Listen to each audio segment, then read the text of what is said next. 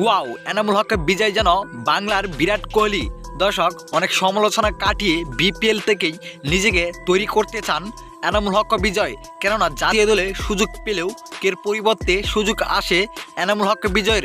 সুযোগ পেয়েও কিন্তু জাতীয় দলে ম্যাচ খেলতে পারেন না এনামুল হক বিজয়। কিন্তু বাংলাদেশ প্রিমিয়ার লিগ বিপিএলে এবার খুলনার হয়ে দুর্দান্ত খেলছেন। কেননা খুলনাকে নেতৃত্ব দিচ্ছেন এনামুল হক বিজয়।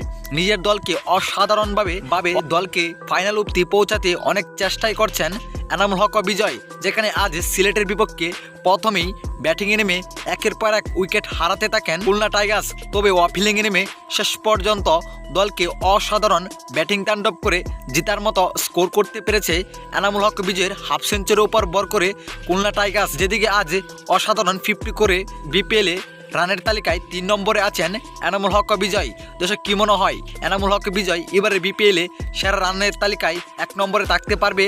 এনামুল হক বিজয় কি মনে হয় আপনার কাছে?